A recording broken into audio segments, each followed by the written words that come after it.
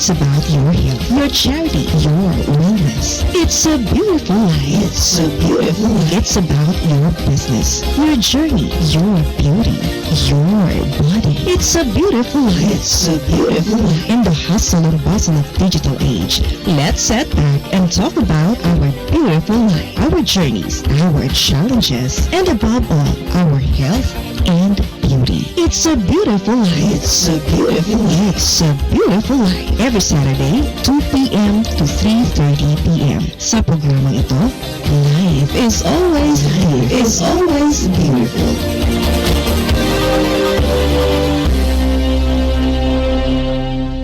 Usapang Tagumpay. My story is inspiring. With outstanding Men and Women awardee and the best radio show host, Melanie Zambrano.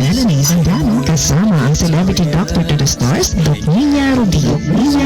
Programang nakaka-inspire. Feel good ang kwentuhan. Real life stories na nakaka-happy. I-push mo ang pangarap sa Usapang Tagumpay. Your weekly dose of inspiration. Tuwing Sabado, alas 11 hanggang alas 12 ng tanghali, dito lamang sa DZME Radio TV. Kwentuang makabuluhan, ito ang Usapang Tagumpay.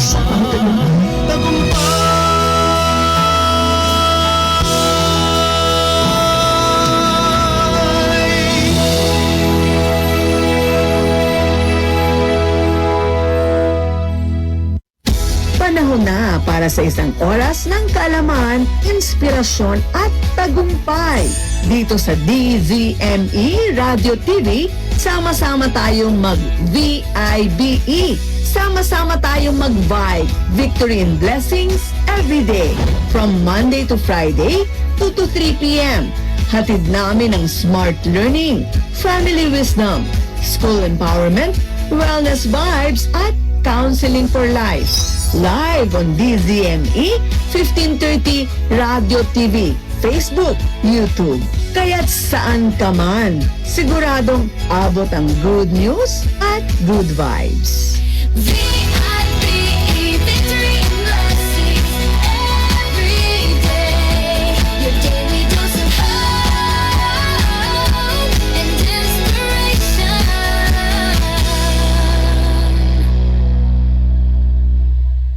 Kapag para sa taong bayan, dapat bawal ang palpak, bawal ang fake news. Tumutok na sa BKS, alas 4:30 ng hapon hanggang alas 6 ng gabi, Lunes hanggang Biyernes, kung saan hatid ni Miss Nancy Carvajal ang mga latest balita, kwento at serbisyo, eksklusibo at may resibo. Lahat yan sa BKS, straight from the source. Nangunguna sa balita, opinyon, musika, impormasyon, komentaryo at serbisyo publiko. Ito ang DZME 1530 Radyo TV. The radio time, it is now 3:59 in the afternoon. Me Radio Time is brought to you by Bingo Plus. Bingo sa saya, plus sa panalo. Gaming is for 21 years old and above only. Keep it fun. Game responsibly. Fuji Denso. Quality above all. Upgrade your home, upgrade your business with Fuji Denso. Quality above all. Whirlpool. Sensing what matters today. Making your world a little easier. Whirlpool. MX3. Dito ako believe. Technogas Technique. Your cooking partner. That's the Technogas technique. Pagcor.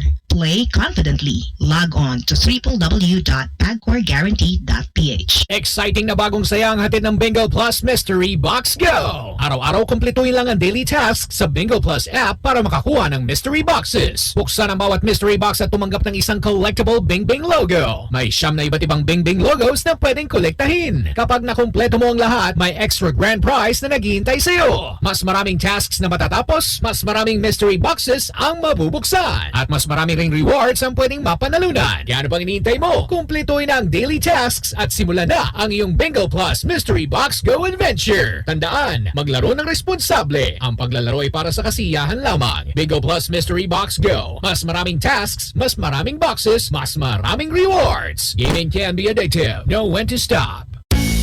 Madali na ba mag-cash in sa Bingo Plus? Official partner na namin ng Bayad Center. License ba yan ng PAGCOR? Kaya responsible gaming lagi and fun gaming na may insurance. So feel first, insured ang wallet mo ng 1 billion pesos. Safe nga! Talaga naman fast sa Bingo Plus. Tandaan, gambling for 21 years old and above only. Gambling can be addictive. Know when to stop. Visit responsiblegaming@pagcor.ph. Fujidenzo believes that appliances are long-term investments, so it is very important to choose wisely.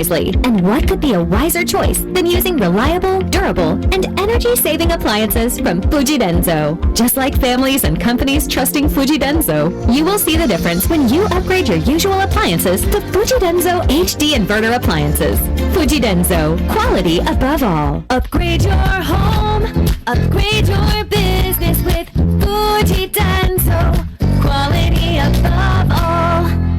Start strong with internet that's fast, reliable, and easy on the budget with Cable Link. Lightning fast internet for streaming, gaming, and work. Perfect for speed seekers.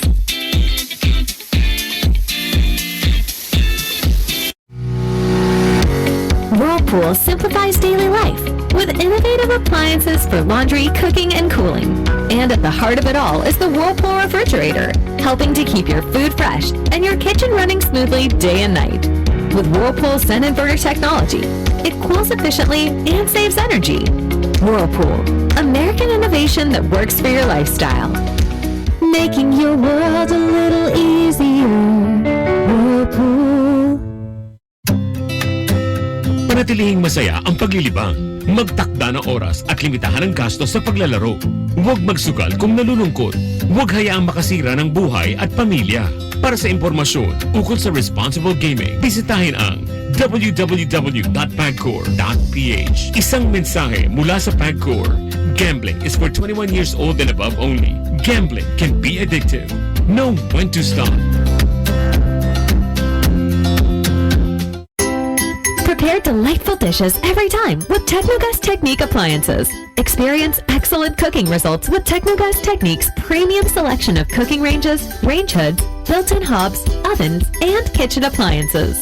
Technogas Technique combines elegance, functionality, safety, and durability to enhance your skills and passion for cooking. Make Technogas Technique your cooking partner and fill your kitchen with appliances made to last. That's the Technogas Technique. Ako si Donald Reluya, isang health advocate. Pagdating sa kalusugan, dapat always at your service. Kaya I really take good care of myself with the help of MX3 capsule. Dito ako believe. It is my duty to serve the people 24/7. Ako si Lady Lynn Tamayo Reluya, isang health advocate and proud MX3 believer for 8 years. MX3 capsule, dito ako believe. MX3 reminds everyone to stay vigilant against scam messages. The company does not send cash promos via SMS. If you receive a message claiming you won money from MX3 and asking for personal information, do not respond. Always verify announcement through official MX3 channels. Ang DZME Network Balita ay hatid sa inyo ng Bingo Plus. Download Bingo Plus app now on Google Play and Apple App Store. Visit bingoplus.com to learn more. With Bingo Plus, bingo sa saya, plus sa panalo. Gambling can be addictive. Know when to stop. Mga naglalakihang kaganapan sa maghapon, balita sa loob at labas ng bansa, business, sports at entertainment news. Hatid ng buong puwersa ng DZME News and Current Affairs at mga kapatid na himpilan sa Capital Broadcasting Center like radio news FM stations nationwide sa Network Balita Alas 4. Network Balita Alas 4 nationwide.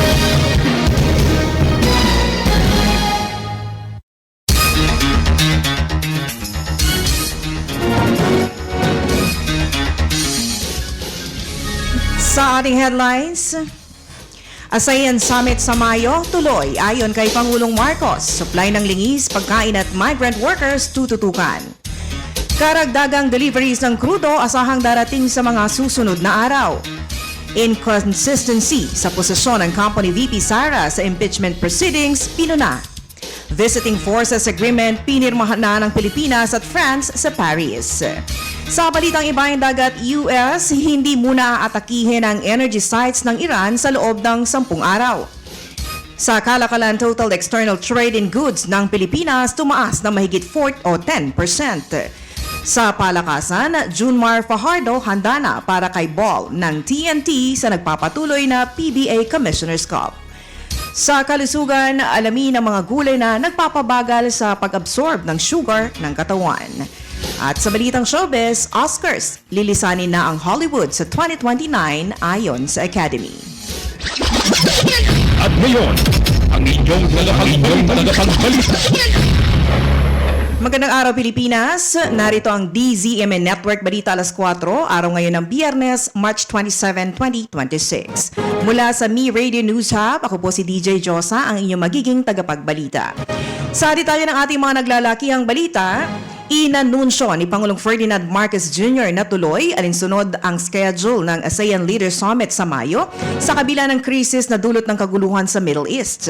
Sinabi ng Pangulo na tinanong niya ang kanyang counterparts mula sa ASEAN member states kung nais nilang i-postpone ang summit bunsod ng ongoing tension. Anya, nagkaroon ng consensus sa ngayon ang tamang panahon para magkaisa ang kanilang mga hakbang. Inihayag ni Marcos na tututukan sa summit ang supply ng petroleum products, supply at presyo ng pagkain at kalagayan ng migrant workers. Idinagdag ng Chief Executive na tentatively ay tuloy din ang Leaders Summit sa Nobyembre dahil mahalagaan niya ang pagpunta sa bansa ng iba't ibang world leaders mula sa Europe, China, South Korea at Japan. Ayon kay Marcos, pagdating ng Setyembre o Oktubre ay tatanungin niyang muli ang mga counterpart kung itutuloy nila ang leaders meeting. Network Balita Alas 4 Nationwide.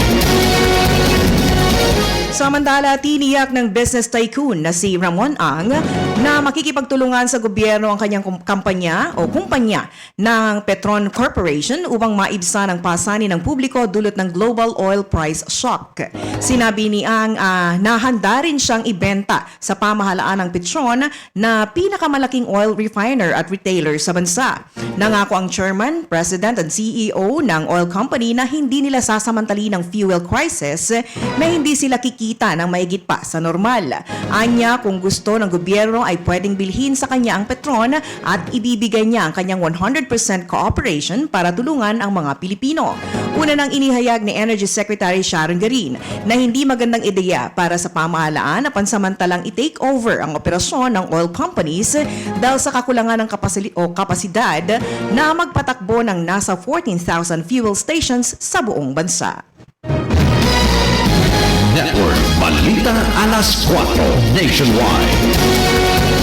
Asahan ang pagdating ng karagdagang deliveries ng crude oil sa mga darating na araw.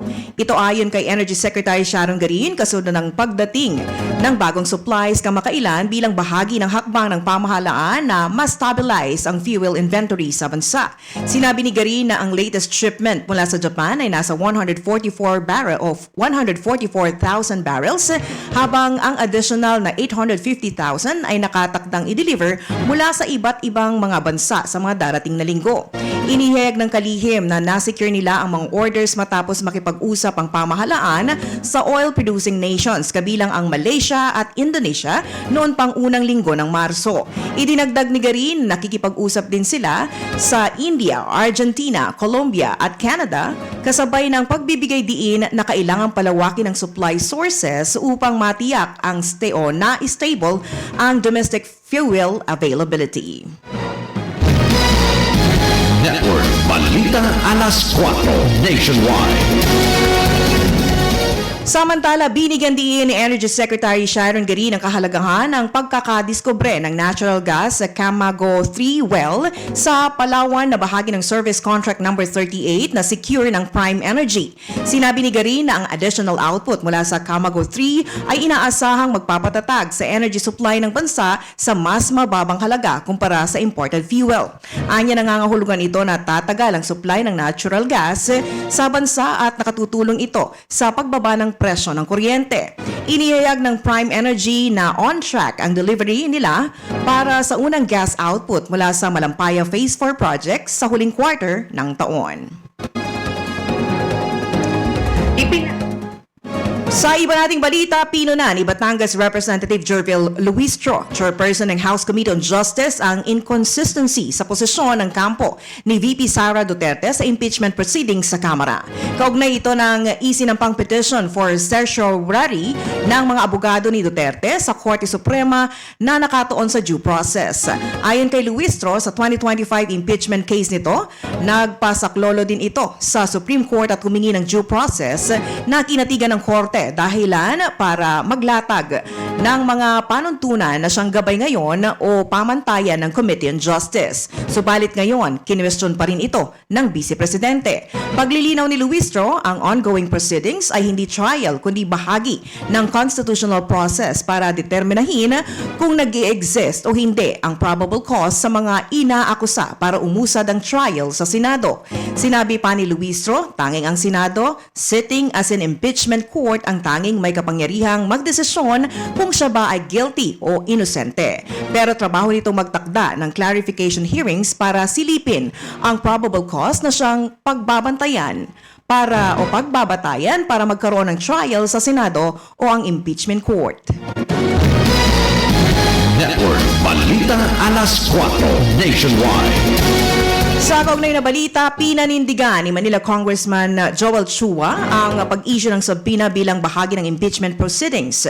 Tinawag ni Chua, member ng Committee on Justice, na routine at lawful exercise of congressional authority ang pagsubpoena at hindi ito harassment. Pagtatanggol pa nito, ang subpoena ay standard legal tool para ma-secure at makumpleto ang documentary at testimonial evidence. Una nito, kinwestiyon ng kampo ni VP Sara Duterte ang paglalabas ng subpoena ng Committee on Justice dahil ito di umano ay political pressure.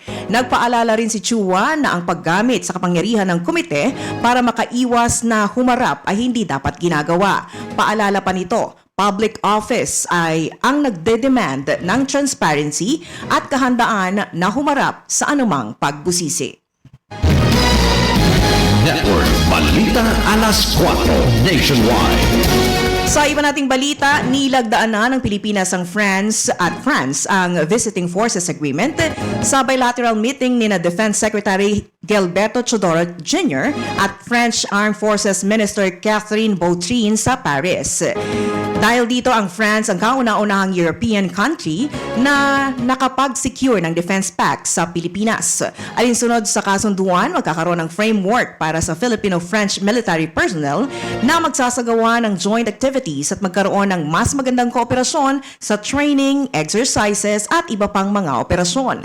Sinabi ng Department of National Defense o DND na pinagtibay ng dalawang opisyal ang kanilang commitment sa 1982 UN Convention on the Law of the Sea at sa 2016 arbitral ruling sa South China Sea. Ang France ang ika-6 na bansa na pumirma ng Visiting Forces Agreement kasama ang Pilipinas. Sunod sa US noong 1998, Australia noong 2007, Japan noong 2024, New Zealand noong April 2025 at Canada noong November 2025. Network Balita Alas 4. Samantala, pinatitiyak ni Pangulong Ferdinand Marcos Jr. sa PNP ang zero tolerance policy sa korupsyon at pag-abuso sa karapatang pantao sa loob ng police organization. Ginawa ng Pangulo ang pahayag sa kanyang talumpati sa 47th commencement exercise para sa Silang Panglaom Class of 2016 sa Philippine National Police Academy Campus sa Silang, Cavite. Maigpit na bili ng PNP pati na sa National Police Commission o NAPOLCOM na walang lugar sa kanilang propesyon ang mga lumalabag sa batas. Inatasan ni Marcos ang PNP at ang Department of the Interior and Local Government o DILG na ipagpatuloy ang maagap at patas na investigasyon sa bawat opisyal na lumalabag sa kanilang sinumpaang mandato. Idinagdag ni Pangulong Marcos na maaaring ma-improve ang public trust sa pamamagitan ng pinaigting na police visibility at transparency sa mga investigasyon. Network Balita Alas 4 Nationwide. Labas muna tayo ng himpilan, halos 66 million pesos na halaga ng ayuda ipinamahagi ng NHA sa mahigit 2,000 na pamilya na nasunugan sa NIA Road.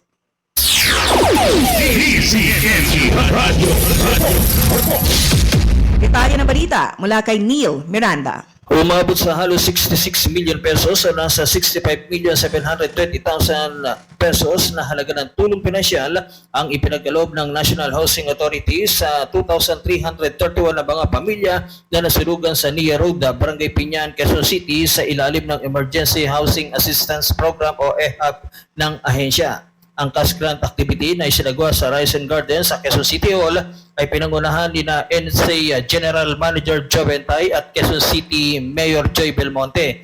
Ayon kay Jemtay, sa direktiba ni Pangulo Ferdinand Marcos Jr., ang NHA ay agaran nagkakaloob ng financial assistance sa pamagitan ng EHAP para matulungan na makabangon at makapagsimulang muli ang mga nawalan ng tahanan dahil sa sakuna. Mula sa kabuang bilang ng mga benepisyaryo, 955 by structure owners ang nakatanggap ng tig 40,000 pesos habang tig 20,000 pesos naman ang natanggap ng 793 renters at 583 sharers. Bago sila nakatanggap ng ayuda ay sumailalibo na sa screening at verification sa pamagitan ng mga datos mula sa Quezon City local government. Pinasalamatan naman ng lubos ni Mayor Joy Belmonte ang NSA sa agarang pagtugon ng ahensya sa mga biktima ng malawakang sunog. Mula sa Quezon City, ako si Neil Miranda ng DCME Radio TV. Network Balita Alas 4 Nationwide. Para sa ating Say Nets, alamin natin ang say ng ating netizens sa tanong na ano ang masasabi nyo sa muling pagbabalik ng community pantry? Pero sa pagkakataong ito ay para naman sa mga tsuper at riders. Ang say ni Cedric, deserve ito ng mga riders at jeepney drivers natin na kahit tirik ang araw o malakas ang ulan, tuloy pa rin ang paghahanap buhay. Mula naman kay Josh, sana maging inspirasyon ito sa iba pang mga lugar. Ang dami nating kapatid na tsuper na nangangailangan ng suporta ngayon dahil sa mahal ang gasolina. Mula naman kay Ara, nakaka-proud naman kahit papaano mababawasan ang iisipin ng mga drivers natin sa pagbili ng bigas o pambili ng bigas o ulam. Maraming salamat sa mga may mabubuting loob. Balitang Ibayong Dagat. Sa balitang ibayong dagat, nangako si US President Donald Trump na hindi tatargetin ng Estados Unidos ang energy sites ng Iran sa loob ng panibagong 10 araw. Ito niya ay hakbang nagpapatuloy na negosasyon sa Tehran. Nakatakda sana magtapos bukas ang naunang pause ng US sa pag-atake sa Iranian energy sites. Gayunman sinabi ni Trump na nasa Iranian leaders kung makukumbinsi siya ng mga ito na itigil na ang digmaan kasabay ng pagsasabing wala siyang pakialam sa deal. Dahil dito, lalong nagduda ang Iran tungkol sa kahandaan ng Washington na makipagnegosasyon. Balitang kalakalan. Sa kalakalan, total external trade in goods ng Pilipinas tumaas na mahigit 10%. Ulat kalakalan mula kay Glea Contillo. Lumobo ng mahigit 10% ang total external trade in goods na bansa noong Pebrero. Batay sa datos na release ng Philippine Statistics Authority or PSA, umabot na sa $18.34 billion ang total external trade in goods. Mas mataas ito ng 10.7% kumpara sa $16.57 billion na naitala sa kaparehong buwan noong nakaraang taon. 60% dito ay imported goods, habang ang natitirang 40% ay exported goods. Umakyat naman sa $6.7 billion ang total volume ng exports na pinakamataas na naitala simula noong October 2025, habang lumobo ng 12.6% ang imports na nasa $11.1 billion mula sa $9.78 billion na nai-record noong February 2025 na pinakamataas din simula noong Nobyembre ng nakaraang taon. Balitang kalakalan para sa Network Balita Alas 4, ako po si Glea Contillo ng DCME Radio TV. Balitang Sports. This Real Sports Balita is brought to you by Arena Plus Sportsbook. Arena Plus. Gambling is for 21 years old and above only. Gambling can be addictive. Know when to stop. Sa ating sports balita, Junmar Fajardo handa na para kay ball ng TNT sa nagpapatuloy na PBA Commissioner's Cup. Real Sports Balita mula kay Anthony Sontay. Magandang araw!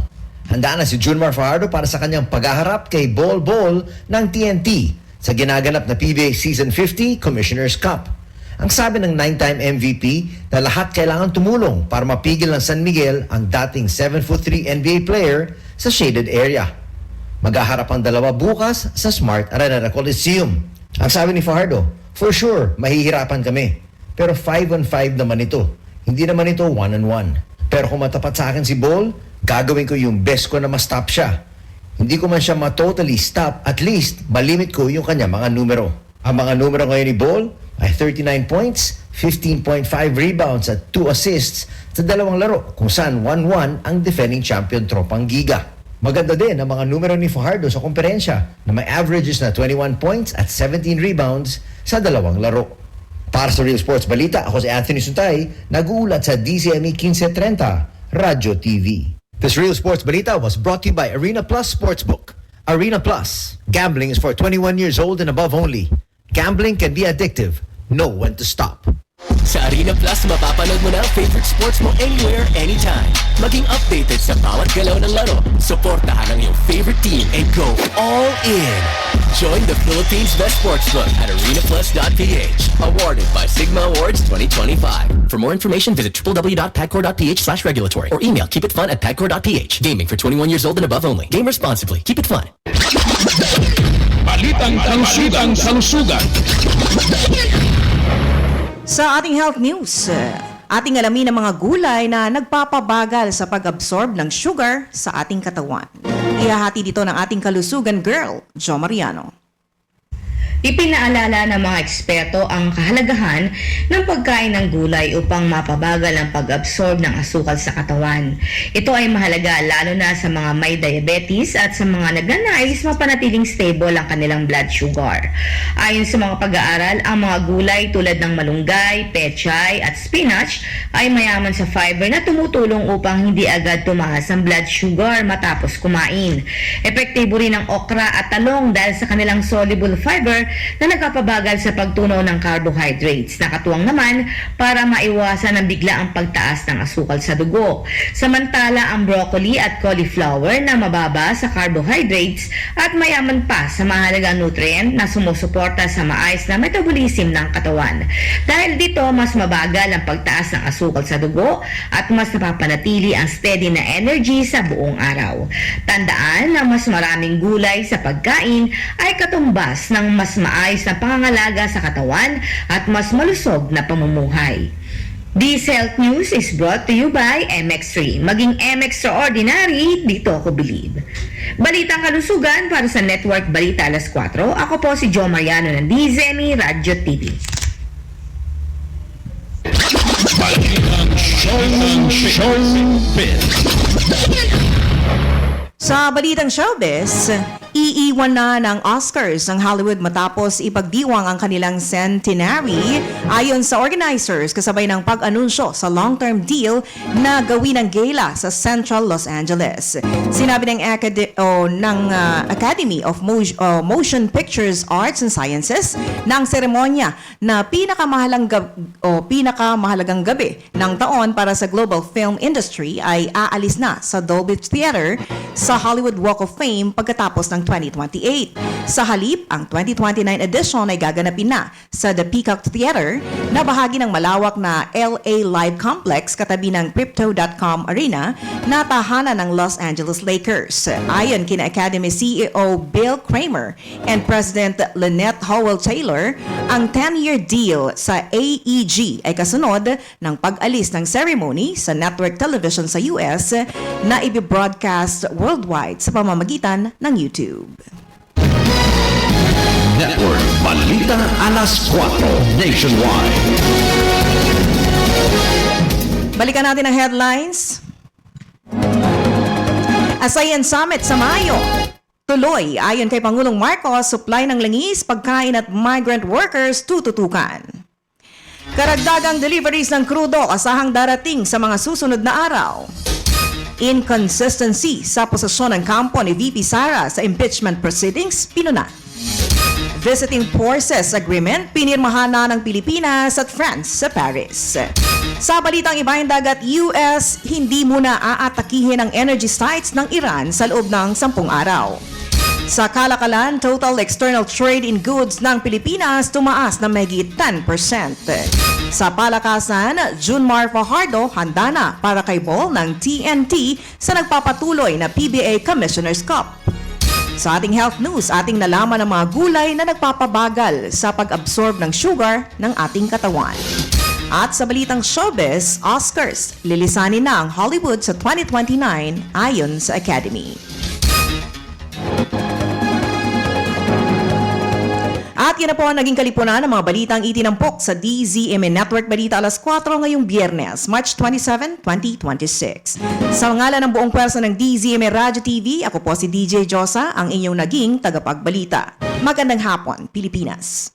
Ang DZME Network Balita ay inihatid sa inyo ng Bingo Plus. Download Bingo Plus app now on Google Play and Apple App Store. Visit bingoplus.com to learn more. With Bingo Plus, bingo sa saya, plus sa panalo. Gambling can be addictive. Know when to stop. Usapang Tagumpay. My story is inspiring. With outstanding man and women awardee and the best radio show host, Melanie Zambrano.